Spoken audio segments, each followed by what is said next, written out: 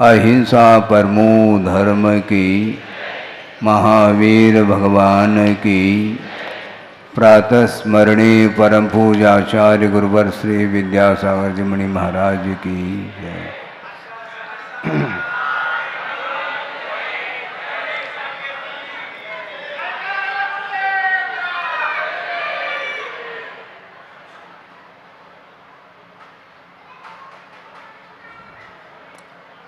ज्येष्ठ वधी 14 के दिन शांतिनाथ भगवान निर्वाण को प्राप्त हुए हैं। सुना है इसी तिथि के दिन जन्म कल्याणक भी हुआ, इसी तिथि पर तप कल्याणक भी, और इसी तिथि पर निर्वाण की उपलब्धि उन्हें हुई है। 24 तीर्थंकर हुए वर्तमान काल संबंधी। उसमें वृषभनाथ भगवान कैलाश गिरी से मुक्त हुए हैं। वासुपूजनाथ भगवान चंपापुरी से मुक्त हुए। नेमिनाथ भगवान ऊर्जयंत यानी गिरनार से, और पावापुरी से महावीर भगवान को निर्वाण का लाभ हुआ। और शेष 23 तीर्थंकर कहाँ से मुक्त हुए हैं? हाँ, तीर्थराज समेत शिखर जी से उन्हें निर्वाण की उपलब्धि हुई है। क्षेत्र का इतना प्रभाव है, करोड़ों अरबों वर्ष पूर्व जिन्हें निर्वाण का लाभ हुआ है, वे सिद्ध क्षेत्र जहाँ पर वर्तमान में भी आप लोग जाते हैं, वहाँ पर जाते ही एक अलग ही उत्साह जागृत होता है। शायद वृद्ध भी क्यों न हो, भले चल सके या न चल सके, किंतु उत्साह और उमंग जो वहाँ पर पाया जाता है, ये क्षेत्र का प्रभाव है। ये साधना स्थली मानी जाती है, जहाँ पर जा कर के साधना करके उस साधना को उन्होंने पूर्ण किया और प्रतिफल के रूप में निर्वाण का लाभ हो जाता है। निर्वाण की उपलब्धि जो होती है वो बिना चारित्र को अंगीकार किए, बिना तप को अंगीकार किए संभव नहीं है। निर्जरा में और मोक्ष में बड़ा अंतर है। निर्जरा जो होती है वो एक देश कर्मों की, जो निर्जरा होती है उसका नाम निर्जरा कहा है, और संपूर्ण रूप से कर्मों का जो क्षय होता है उसको मोक्ष कहा है। और निर्जरा भी जो होती है वह मोक्ष मार्ग में सहायक तब सिद्ध होती है जब वह निर्जरा संवर पूर्वक हो। आश्रव पूर्वक जो निर्जरा होती है उस निर्जरा से कोई भी प्रयोजन सिद्ध नहीं होता, क्योंकि एक तरफ से आश्रव की परंपरा, आश्रव की धारा चल रही है, और एक तरफ से वह जो आश्रवित जो कर्म है वह समय पा करके निर्जरा को प्राप्त हो रहे हैं, इसलिए वह सविपाक निर्जरा के अंतर्गत आता है, जो कि प्रत्येक संसारी प्राणी के लिए वह निर्जरा होती रहती है। गुरुदेव ने उदाहरण दिया था, एक घटी यंत्र जिसको बोलते हैं, 10-20 घड़े जिसकी एक माला है और यंत्र के माध्यम से क्रमशः एक एक घट जल से भर रहे हैं और एक खाली हो जाता है, खाली हो जाता, पुनः वही घट नीचे पहुंच जाता, भर जाता, पुनः खाली होता है। तो खाली तो हो रहा है किंतु भर भी तो रहा है वो। तो इसी प्रकार कर्म का आश्रव भी निरंतर होता रहे और समय पा करके वह यदि निर्जरा होती भी है, उस निर्जरा से कोई भी प्रयोजन सिद्ध नहीं होता। इसलिए संवर पूर्वक जो निर्जरा होती है वही मोक्ष मार्ग में सहायक सिद्ध होती है। तो आचार्यों ने एक सूत्र लिखा है, तपसा निर्जराच, तप के माध्यम से कर्मों की निर्जरा होती है। वह तप भी कौन सा होना चाहिए? सम्यक तप होना चाहिए।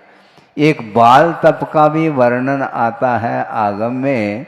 वह बाल तप का अर्थ यह है कि सम्यक दर्शन के अभाव में अथवा मिथ्यात्व के उदय के साथ जो तप करता है संसारी प्राणी, उसके माध्यम से जो पुण्य का संचय करता है वह संचय पापानुबंधी पुण्य के रूप में आता है।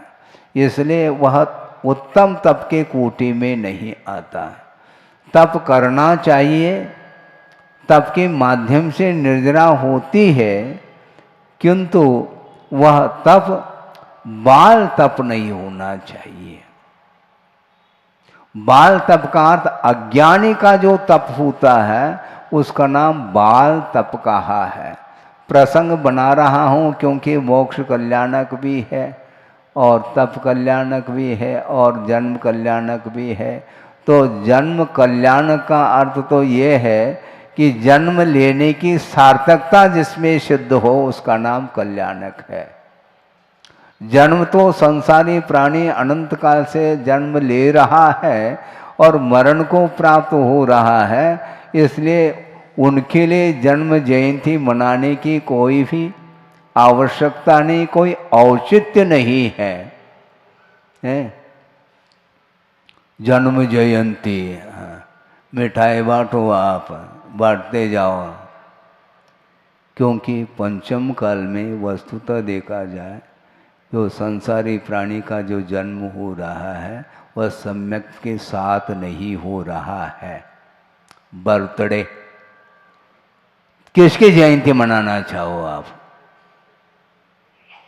सम्यक दर्शन के साथ उत्पन्न नहीं हो रहा है, मिथ्यात्व के साथ ही जिसका जन्म हो रहा है, तो उस तिथि को मनाने से क्या प्रयोजन सिद्ध होता है? इसलिए गुरुदेव ने स्पष्ट शब्दों में कहा था, वह प्रसंग अभी भी मुझे स्मरण में है और प्रसंग बना करके आपके सामने संक्षेप में रखना चाहता हूँ।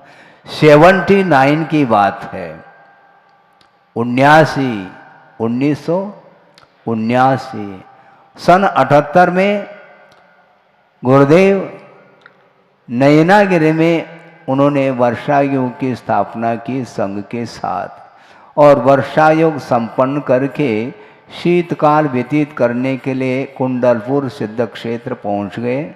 वहाँ पर लगभग 2 महीने शीतकाल व्यतीत किया और वहाँ से मदनगंज किशनगढ़ राजस्थान पहुँचे। राजस्थान वाले भी यहाँ पर सामने बैठे हैं। और अजमेर के निकटवर्ती वह स्थान है मदनगंज किशनगढ़। और कुंडलपुर से निकले और इधर सोनागिरी वगैरह हो करके महावीर जी हो करके जयपुर पहुँचे और जयपुर में लगभग लगातार 15 या 20 दिन निरंतर उन्होंने विभिन्न विषयों पर मौलिक चिंतन के साथ उन्होंने प्रवचन किए रामलीला मैदान में। उसके बाद अस्वस्थ हो गए। ऐसे अस्वस्थ हो गए ज्वर के कारण, 105 106 डिग्री बुखार, और निरंतर लगभग 1 महीने के ऊपर वह ज्वर बना रहा, कभी अप डाउन होता रहा, और शरीर बहुत क्षीण हो चुका था। और बार बार अजमेर के और किशनगढ़ के जो समाज के गणमान्य लोग आते थे कि महाराज आप यहाँ तक तो आ गए, अब हमें लग रहा है कि आप पहुँच पाओ क्या नहीं पहुँच पाओ, क्योंकि गुरुदेव कुछ बोलते नहीं थे। काफ़ी शरीर में अशक्तता के कारण 2-2 व्यक्ति उनको उठाते बिठाते आहारचर्या कराते, ये स्थिति थी। सब लोग एक प्रकार से निराश हो रहे थे और धीरे धीरे धीरे स्वास्थ्य रिकवरी जिसको बोलते हैं, और इसके उपरांत भी ज़्यादा दूर चलना इत्यादि करना नहीं होता था। और एक दिन जिस जनालय में वो थे, लगभग दीवान जी की छोटी नसिया में, और लगभग 4 बजे होंगे और गर्मी के दिन थे, और उन्होंने जनालय की परिक्रमा प्रारंभ कर ली। तो लोगों को लगा कि परिक्रमा दे रहे हैं, क्या बात है। और 2 3 4 5 परिक्रमा दे और सीधा बिहार कर गए। वो अकस्मात विहार हुआ, और विहार करते करते लगभग 65 किलोमीटर हो सकता है, वो जयपुर से ज़्यादा भी हो सकता है, 100 के आसपास हो सकता है। और वो निरंतर विहार करते गए, और बीच में ऐसा कर्म का योग आया कि लगातार 2 अंतराय हो गए। अब सोचो विचार करो, और विघ्न आने लगा। तो विघ्न तो आएंगे, श्रेयांसी बहुनि विघ्नानि वाली बात है। चलो ठीक है, जब कदम बढ़ा ही दिए हैं, अब पीछे मुड़ना नहीं, बैक नहीं होना हमें। निरंतर धीरे धीरे अपने चाल से पहुंच गए, और जन्म कल्याण के दिन पहुंचे थे। वो संघ के साथ, छोटा संघ था उस समय, मैं भी था, एलक अवस्था में था, योग सागर जी भी थे, सब थे। और जन्म कल्याण के दिन पंडाल पहुंच गए, और प्रवचन देने के लिए मंच पर पहुंचे हैं, और सामने विद्वत वर्ग बैठा हुआ है, और जन्म कल्याण का प्रसंग है।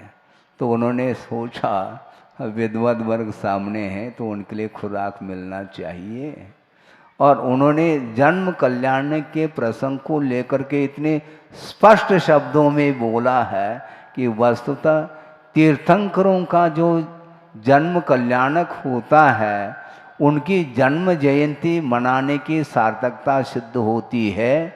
किंतु सामान्य जो जीव हैं, और उसमें भी पंचम काल में उत्पन्न होने वाले जो जीव हैं, वे सम्यक्त के साथ पैदा नहीं होते। इसलिए सामान्य व्यक्तियों की जन्म जयंती मनाना उचित नहीं है। इस प्रकार उन्होंने प्रवचन में स्पष्ट शब्दों में ही कह दिया। तब विद्वान लोगों को भी लगा कि हमेशा आचार्य महाराज आगम से हट करके कोई बात करना नहीं चाहते, और इसके उपरांत भी जनता तो जनता है, कई बार निषेध करने के उपरांत भी वो जन्म जयंती मनाने के लिए तत्पर रहती है। शरद पूर्णिमा, वो कहते हैं तुम कुछ भी करो, लेकिन वस्तुतः आगम तो आगम है, आगम के अनुरूप श्रद्धान बनाना चाहिए। यहाँ पर तप की बात नहीं की जा रही है, श्रद्धान की बात की जा रही। और श्रद्धान करने में भी पसीना आ जाए, फिर तप कौन कर सकता, मुझे बताओ। होता ऐसा ही है। तो इसीलिए जन्म जयंती क्या वस्तु है? कल्याणक मनाने के लिए सौधर्मेंद्र स्वयं सपरिवार परिवार के साथ आता है, महोत्सव मना रहा है वो। क्यों? इसलिए महोत्सव मनाने के लिए आया, कल्याणक मनाने के लिए, कि अनंत काल से जन्म की और मरण की जो परंपरा चली आ रही, उस परंपरा का विच्छेद इन्होंने किया है, इसलिए वह महोत्सव का रूप बनता है। और असंख्यात जीवों का कल्याण उनके निमित्त से होना है। यदि तीर्थंकर का जन्म नहीं होता तो मोक्ष मार्ग के नेता कौन बनेंगे? बहुत सारे लौकिक क्षेत्र में नेता होते हैं अपने अपने क्षेत्र में, उन नेताओं से कोई प्रयोजन सिद्ध नहीं होता। वह भी व्यावहारिक क्षेत्र में, लौकिक क्षेत्र में उसकी आवश्यकता पड़ती है, ये बात अलग है। किंतु परमार्थ क्षेत्र में मोक्ष मार्ग के नेता के बिना विश्व का कल्याण संभव नहीं है। इसलिए जन्म तीर्थंकरों का होता है तो कल्याणक मनाया जाता है। और तप वस्तुतः निर्जरा के लिए कारण है, और च अर्थात संवर के लिए भी वह कारण सिद्ध होता है, क्योंकि वह उत्तम तप माना जाता है। तप के माध्यम से निर्जरा होती है, किंतु उत्तम तप यदि हो तो वह मोक्ष के लिए कारण सिद्ध होता है। उत्तम तप होना चाहिए। उत्तम क्या मतलब महाराज? सामने प्रसंग दे रहा हूं, कुंद कुंद स्वामी ने जो लिखा है, अद्भुत चीज उन्होंने लिखी है। हाँ, और वह श्लोक, वह गाथा भी मुझे स्मरण में आ रही है, और उसका अनुवाद गुरुदेव ने किया है, उसको भी आपके सामने रखना चाहता हूं। किं काहदि वनवासो काय किलेसो विचित्र उवासो अध्ययन मौन पहुदी समदा रहिदस समनस कहा। क्या कहा? अनुवाद सुना दे, उसका अच्छा अर्थ आपको आसानी से स्पष्ट हो जाएगा। कि इसका अनुवाद ये है, मासोपवास करना, मासोपवास करना, वनवास जाना, आतापनादि तपना, तन को सुखाना, सिद्धांत का मनन, मौन सदा निभाना, ये व्यर्थ है श्रमण के बिन साम्य बाना। सोचो, विचार करो। समता के अभाव में सारी जो साधना है, वह साधना उत्तम कोटि में नहीं आ सकती। मास मास तक उपवास कर रहा है, वन में जा कर के एकांत में रह रहा है, आतापनादि तप कर रहा है, ग्रीष्म काल में पर्वत के चोटी पर जा कर के तप कर रहा है, तन को सुखाना, जो मास मास तक उपवास करेगा तो निश्चित रूप से शरीर क्षीण होगा, शिथिल होगा। और सिद्धांत का मनन, सुनो, सिद्धांत का मनन निरंतर वह सिद्धांत का मनन कर रहा है, अभीक्ष्ण ज्ञानोपयोग जिसको बोलते हैं। सिद्धांत का मनन और मौन सदा निभाना, निरंतर वह किसी के साथ बोलता नहीं, मौन साधना में रत है। किंतु कुंद कुंद देव कहते हैं ये व्यर्थ है, किसके? श्रमण के। क्यों? बिन साम्य बाण, समता के बिना ये सारा सारा व्यर्थ चला जाता है, ऐसा कहा जा रहा है। किसी व्यक्ति विशेष को लेकर के ये कथन नहीं किया गया है, किंतु वस्तुतः यह हकीकत है, यथार्थ कथन है। समता के बिना वह तप उत्तम कोटि में नहीं आ सकता। मात्र तप नहीं कहा, उत्तम तप कहा। ख्याति, पूजा, लाभ, पंचेंद्रिय की भोग विलासता के उद्देश्य को लेकर के जो तप करता है, वह कभी भी संवर और निर्जरा के लिए कारण नहीं हो सकता है। शांतिनाथ भगवान ने तप जो किया है, वह निर्वाण के लिए कारण सिद्ध हो रहा है। सब लोग तप करते हैं, किंतु तप के माध्यम से कर्म दग्ध होना चाहिए, किंतु कर्म तो दग्ध नहीं हो रहा है। ख्याति, लाभ, पूजा इत्यादि जो अन्य जो भोग सामग्री की जो आकांक्षा है, उस आकांक्षा के कारण वह तप ही जल रहा है। तप के द्वारा कर्म जलना चाहिए, वह नहीं जल पाता। तप जल रहा अर्थात व्यर्थ हो जाता है। इससे स्पष्ट है साम्य भाव बहुत ऊंची चीज है। समता सर्वभूतेषु संयमे शुभ भावना आर्त रौद्र परित्याग तत् ही सामायिकम मतम कहा है। आर्त ध्यान, रौद्र ध्यान, इन दोनों से जो ऊपर उठता है उसके पास ही धर्म ध्यान आ सकता है और साम्य भाव आ सकता है। समता, सब में समता, शत्रु हो मित्र हो, शत्रु और मित्र की परिकल्पना समाप्त हो जाती है। निंदा प्रशंसा इन दोनों से ऊपर उठ जाता है। शत्रु मित्र की परिकल्पना से परे हो जाता है। निंदा प्रशंसा से ऊपर उठ रहा है।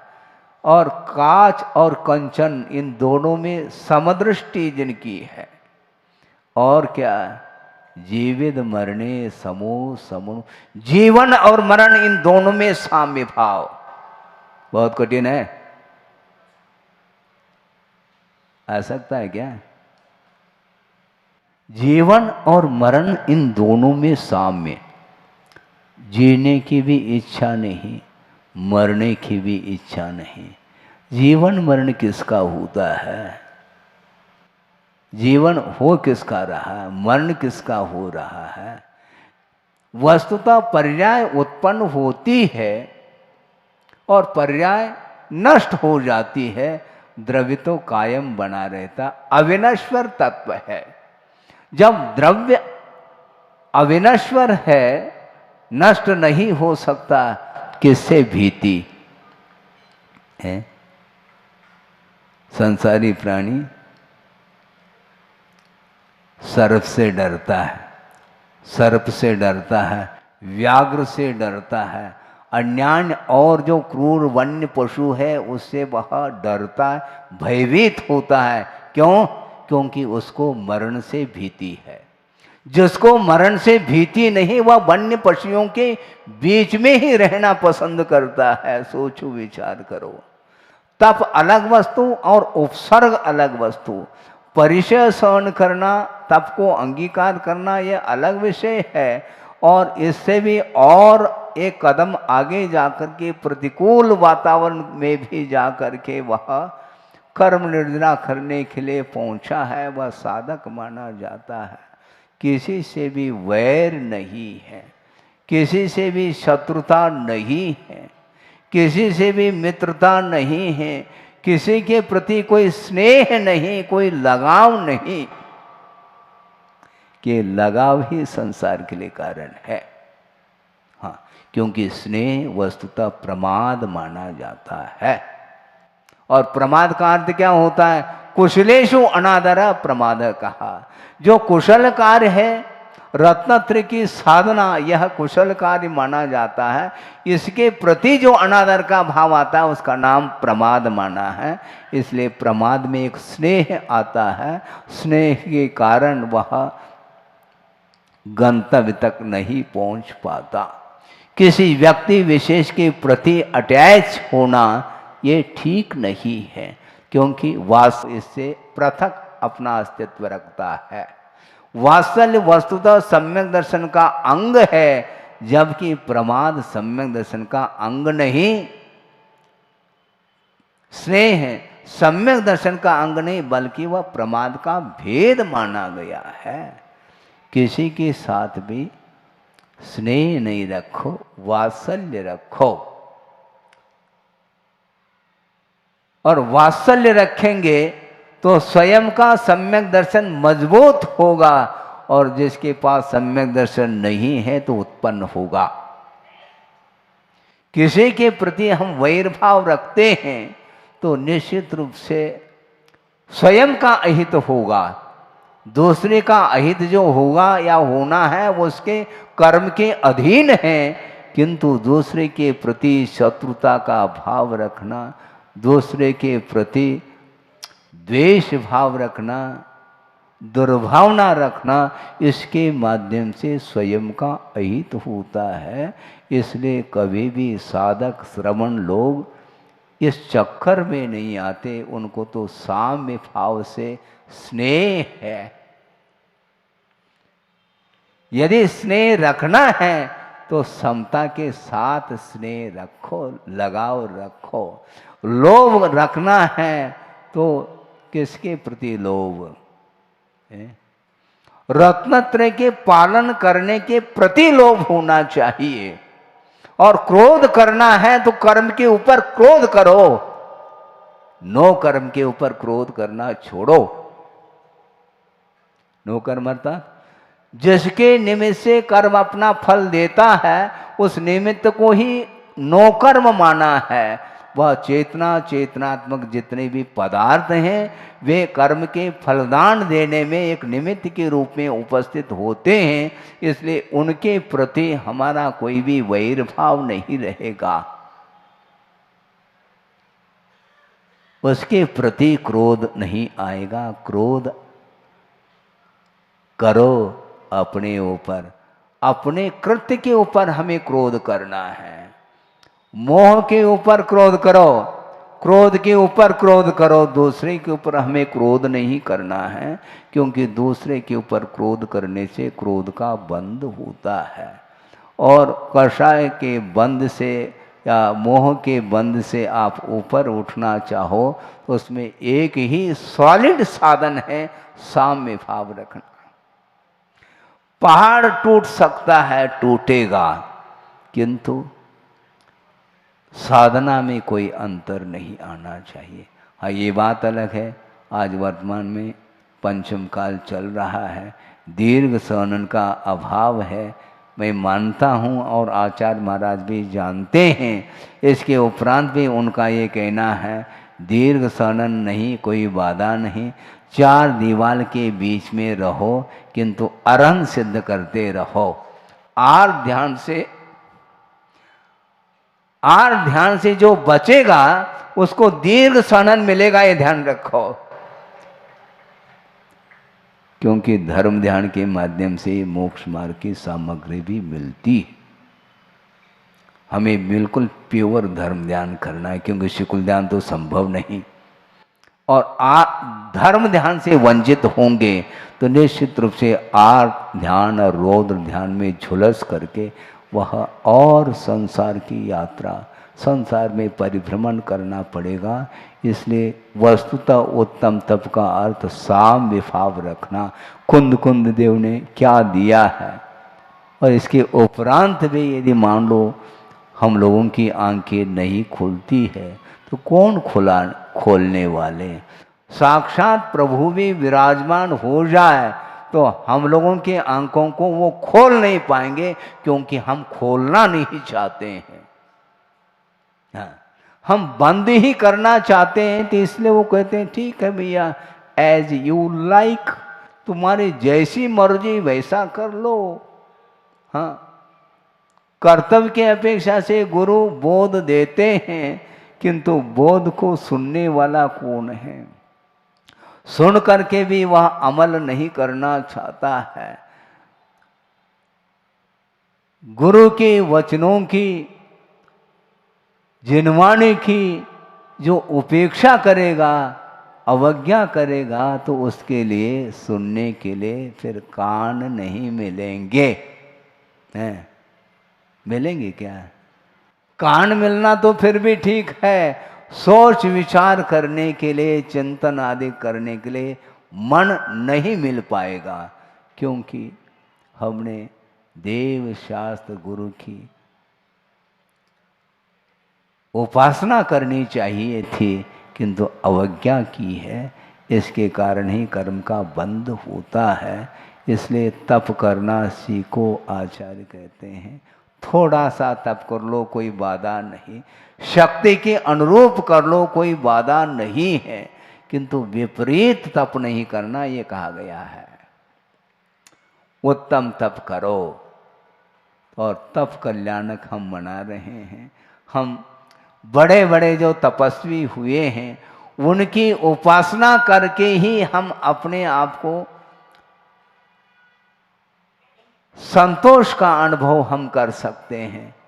उनकी प्रशंसा करो, उनकी आराधना, उनकी पूजा इत्यादि में अपना मन लग जाए तो निश्चित रूप से उसके माध्यम से ही मोक्ष मार्ग की अच्छी क्वालिटी की सामग्री मिलेगी।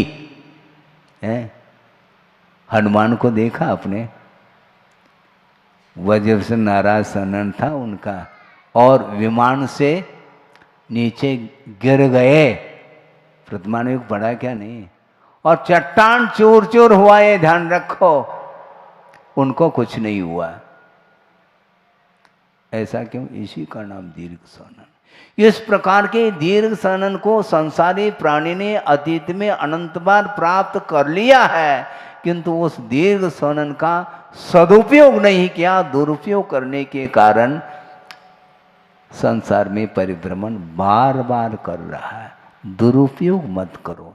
जो व्यक्ति शक्ति का, बल का दुरुपयोग करता है, उसको कभी भी बल नहीं मिलने वाला है। वह निर्बल हो करके ही घूमेगा संसार में।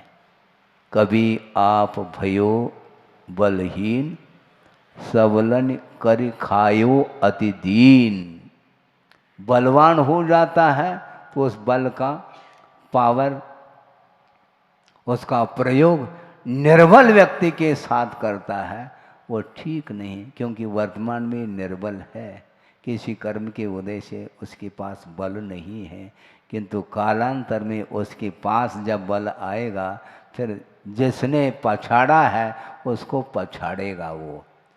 हाँ, एक दूसरे के साथ यह युद्ध भव भवांतर तक होता चला जाता है।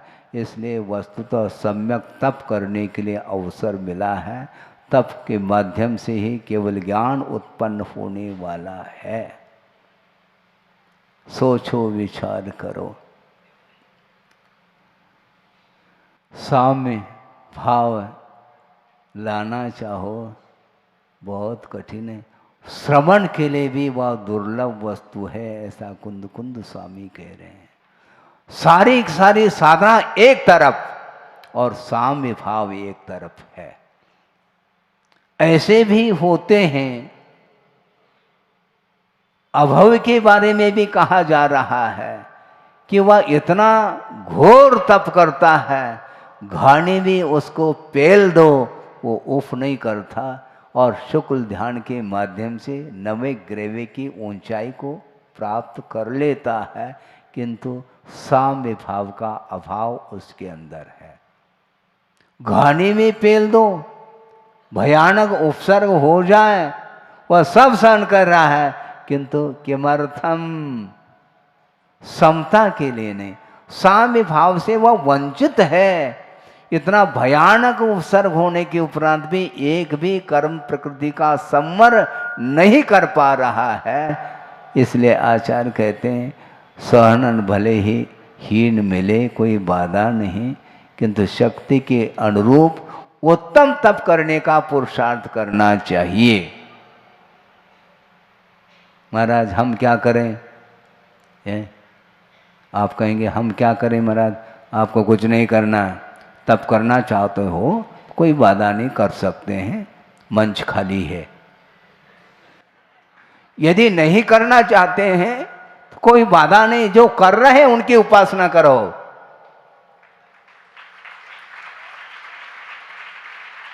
हाँ, और गुरुदेव ने 50-55 साल हुए, उन्होंने उत्तम तप किया है, और उसके माध्यम से उन्हें कौन सा पद मिला होगा, हम तो यही भावना रखते हैं, वो अच्छे लौकांतिक बन सकते हैं। और भी कोई इंद्र पद को प्राप्त कर सकते हैं, और उन्हें उस प्रकार के पद से भी कोई प्रयोजन नहीं। पद तो मिलते रहते हैं, किंतु पद का सदुपयोग करना है, और ठीक वहाँ से उतर करके हम लोगों के कल्याण करने के लिए इस धरती पर आएंगे।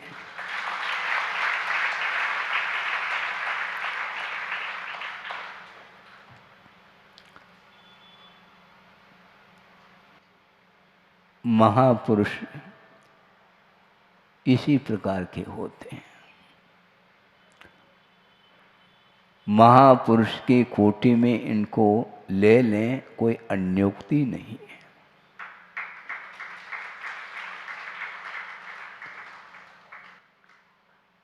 चतुर्थ काल में तप करना फिर भी सरल है, किंतु विपरीत वातावरण में रह करके उत्तम तप करने के लिए कटिबद्ध रहे वो,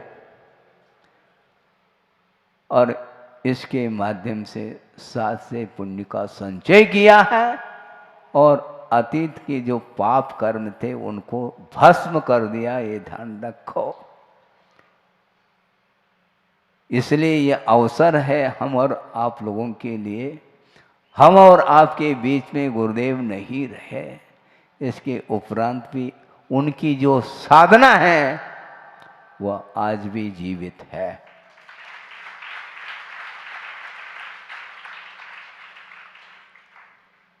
उन्होंने जो साधना की है, करके दिखाया है, उसका अनुकरण करने के लिए हमें अवसर प्राप्त हुआ है। वहां तक हम उतने क्षण के लिए, बाकी 24 घंटा छूट है आपके लिए, क्योंकि वो तो चलेगा, वो तो उसमें बाधा नहीं। व्यवसाय के समय पर आप व्यवसाय करिएगा, किंतु प्रभु की अर्चना के समय पर प्योर अर्चना करनी चाहिए। भले ही एक पूजन करो, हमें कोई बाधा नहीं, किंतु निर्विकार अथवा निराकुल भाव के साथ निश्चिंत होकर के पूजन करो, तो निश्चित रूप से पूजन का फल मिलेगा। महाराज इसका क्या फल मिलता है? पूछो नहीं, माला माल हो सकोगे तुम। इसी को बोलते उत्तम क्रियाएं। तप भी उत्तम होना चाहिए। इसी प्रकार जितने भी गृहस्थ आश्रम में जो आवश्यक क्रियाएं, धार्मिक क्रियाएं होती हैं, उन धार्मिक अनुष्ठानों को करते समय किसी भी प्रकार से कोई भी सांसारिक संबंधी कोई भाव विचार नहीं आना चाहिए। इसको भी हम एक छोटा मोटा तप के रूप में स्वीकार करते हैं। ये भी बहुत बड़ा तप माना जाता है, क्योंकि मन को समझाना बहुत कठिन है, मन को संयत बनाना बहुत कठिन हो जाता है, और आप कठिन कार्य करने जा रहे हैं तो उसको भी हम तप के कोटि में गिनते हैं। इसमें क्या दिक्कत है? क्योंकि जिसमें कठिनाई है उसी का नाम तप होता है, क्योंकि इच्छा का निरोध उतने क्षण के लिए किया जा रहा है। एक अंतर्मुहूर्त के लिए 15-20 मिनट के लिए भी आप यदि मान लो मन को संयत बनाओगे और नियंत्रण में रखोगे, उसके माध्यम से जो सात्विक पुण्य का अर्जन होगा वह और किसी के द्वारा नहीं हो सकता। गृहस्थ अवस्था की बात कर रहा हूँ, किंतु जो श्रवण है उसकी चर्चा तो वचनातीत है, इसमें कोई संदेह नहीं। इसलिए तप के माध्यम से, उत्तम तप के माध्यम से निर्वाण को प्राप्त हुए हैं। ऐसे भगवान शांतिनाथ भगवान की जय।